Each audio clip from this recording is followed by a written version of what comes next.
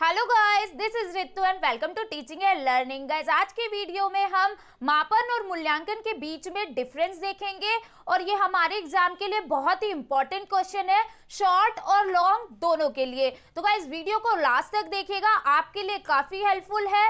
और वीडियो पसंद आए तो प्लीज वीडियो को लाइक शेयर जरूर कीजिएगा और जो भी चैनल पर नए हो चैनल को सब्सक्राइब कर बेल आइकन को हिट करना मत भूलिएगा, क्योंकि गाइस इस चैनल पर हम आपके लिए बीएड की सभी तरीके की हेल्प करने की कोशिश करते हैं। तो चलिए अब हम वीडियो स्टार्ट कर लेते हैं।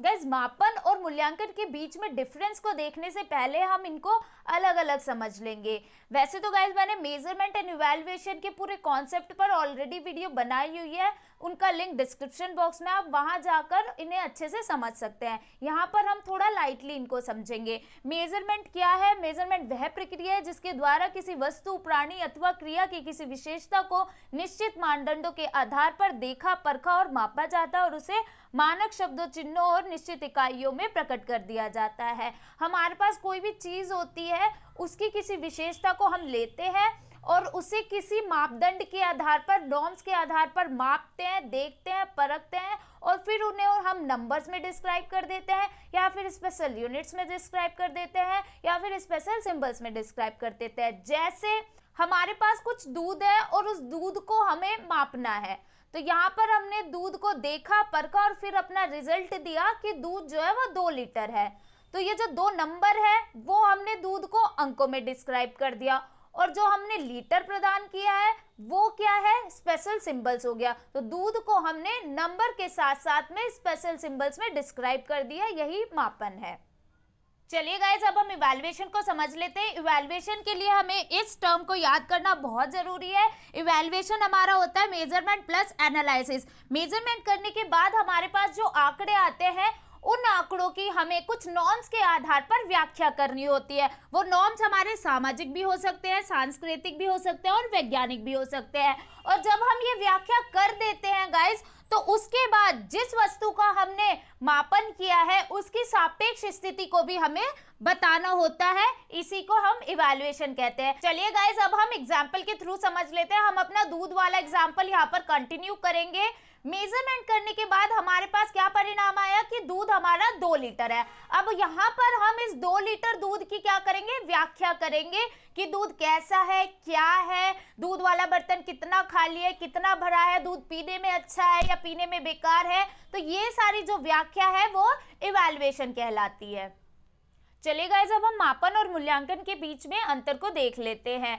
गाइज, यहाँ पर मैंने स्पेस कम होने की वजह से केवल हिंदी में राइट किया हुआ है, लेकिन इंग्लिश वाले स्टूडेंट को इस वीडियो के डिस्क्रिप्शन बॉक्स में एक पीडीएफ का लिंक मिल जाएगा, जहां से वो ये इंग्लिश में डाउनलोड कर सकते हैं। तो चलिए अब हम स्टार्ट कर लेते हैं। पहला अंतर हम किसके आधार पर देखेंगे? अर्थ के। विशेषताओं को निश्चित अंकों में प्रकट करना। अभी हमने देखा था कि मापन क्या होता है, वो किसी भी वस्तु, व्यक्ति या किसी भी चीज की विशेषताओं को अंकों में प्रकट करता है या स्पेशल सिंबल्स में प्रकट करता है। मूल्यांकन क्या करता है? मूल्यांकन मापन से ही प्राप्त परिणाम के आधार पर उनकी व्याख्या कर देता है। नेक्स्ट हमारे तत्व है। मापन के 4 तत्व होते हैं और मूल्यांकन के 6 तत्व होते हैं।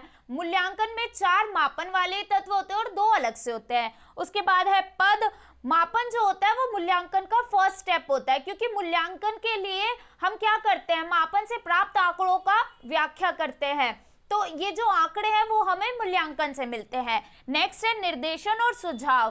गाइस, हम मापन के द्वारा किसी भी व्यक्ति को ना तो सजेशंस देते हैं और ना ही हम किसी को गाइडेंस देंगे, क्योंकि गाइस मापन में हमारे पास केवल अंक होते हैं, आंकड़े होते हैं और अंकों और आंकड़ों के आधार पर आप किसी को भी गाइड और सजेशन नहीं दे सकते हैं। नेक्स्ट मूल्यांकन। मूल्यांकन में क्या करते हैं? हम आंकड़ों का विश्लेषण भी करते हैं, उनकी व्याख्या भी करते हैं, उन्हें परखते भी हैं। तो यहाँ पर हम व्यक्तियों को उन व्याख्या के आधार पर सजेशन भी दे सकते हैं और गाइडेंस भी दे सकते हैं। नेक्स्ट आ जाता है साधन और साध्य। गाइस, मापन हमारा एक साधन होता है, किसके लिए? मूल्यांकन के लिए, और मूल्यांकन साध्य होता है। नेक्स्ट पॉइंट है हमारे प्रत्यय और उद्देश्य। गाइस, इन दोनों को हम साथ में समझेंगे।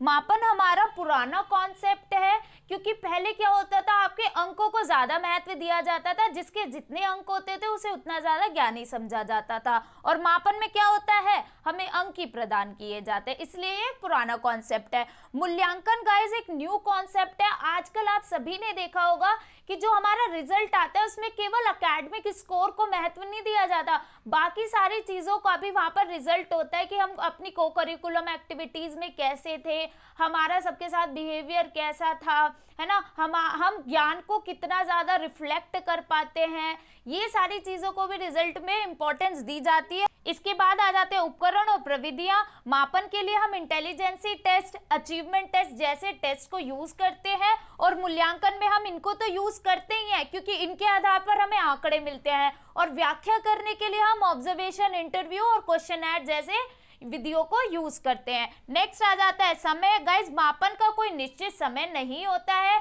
क्योंकि टीचर इन सारे टेस्ट को कभी भी यूज कर सकती है बच्चों का मापन करने के लिए। और मूल्यांकन हमारा कंटिन्यूअस चलता रहता है, क्योंकि एक टीचर जब भी बच्चों को पढ़ाती है तो वो बीच बीच में मूल्यांकन करते हुए ये देखती है कि बच्चों को कितना समझ में आ रहा है और कितना नहीं आ रहा है, उनके व्यवहार में कितना परिवर्तन हो रहा है। नेक्स्ट आ जाता है हमारा पक्ष। मापन जो है वो हमारे संज्ञानात्मक पक्ष से संबंधित है, क्योंकि इसमें केवल बच्चों के ज्ञान का ही मापन किया जाता है। और मूल्यांकन हमारे तीनों पक्ष से संबंधित है, ज्ञानात्मक, भावात्मक और क्रियात्मक। सो गाइस इस तरीके से हमारा ये डिफरेंस फिनिश हो जाता है। और जब भी मापन और मूल्यांकन में डिफरेंस करने के लिए आएगा तो आप सबसे पहले मापन के बारे में राइट करेंगे, उसके बाद मूल्यांकन के बारे में लिखेंगे, और उसके बाद इस तरीके से उन दोनों में डिफरेंशिएट कर देंगे। होप करती हूँ गाइस आप लोगों को वीडियो पसंद आई होगी और आपका मापन और मूल्यांकन में डिफरेंस करने का कॉन्सेप्ट जो है वो अच्छे से क्लियर हो गया होगा। तो चलिए गाइस अब हम मिलते हैं नेक्स्ट वीडियो में। सो तब तक के लिए bye and thank you for the watching this video.